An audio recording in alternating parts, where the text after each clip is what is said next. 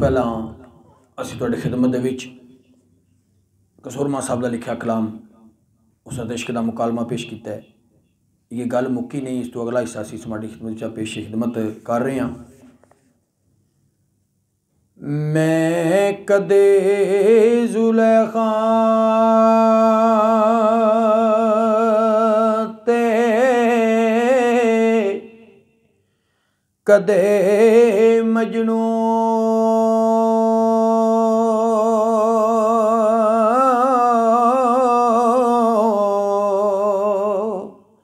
रिया कूक दा वांग दीवानियां दे करे वार ना वार बचावदा सां। रखा सामने जान अपनी निशानियां दे विकदा वेख के मिस्र बाजार तेनो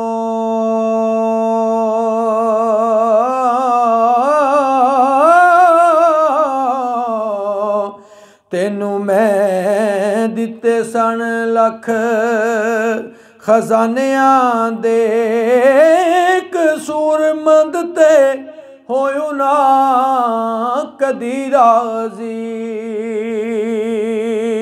ओ रेयो ना टालदा नाल बहानियां दे कसूरमंद ते होयो ना कदे राजी।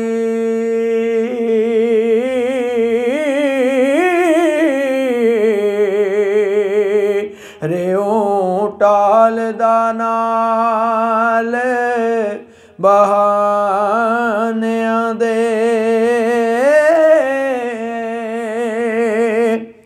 ते मैं की जानना तेरियां नेकियां नो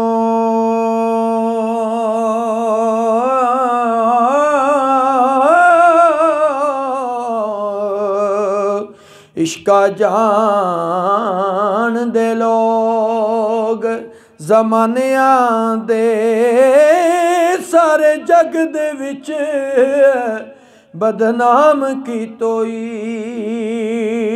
ओ लाला के तो मता तानियां दे ओ भी गल तेरी मैनू भुलनी नहीं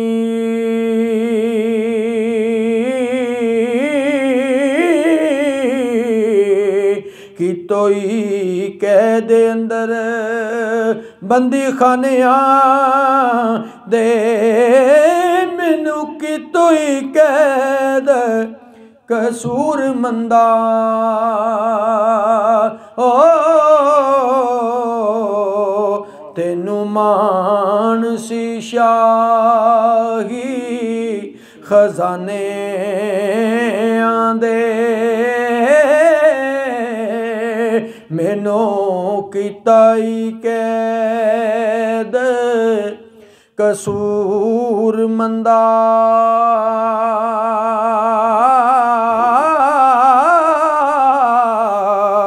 तेनू मान सी शाही खजाने आंदे।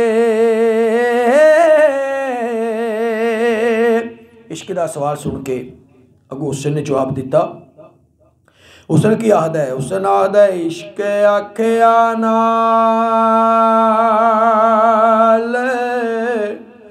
इंसाफ दसी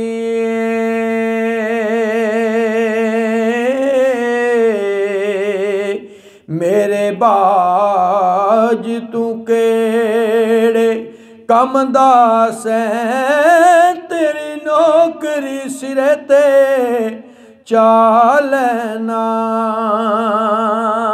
ओ भावें चूड़ियां दे कर जमदा से कीती नहीं नकार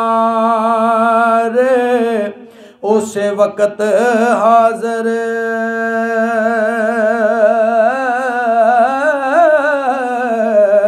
जेकर सीस भी असां थी मंगदा से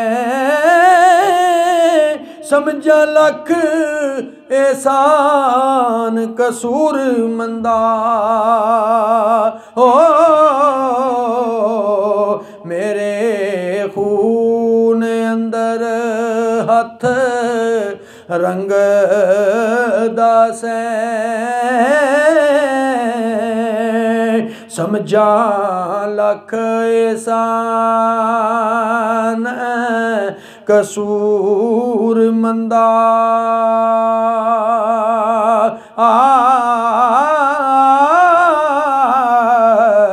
मेरे खून अंदर हथ रंग दासे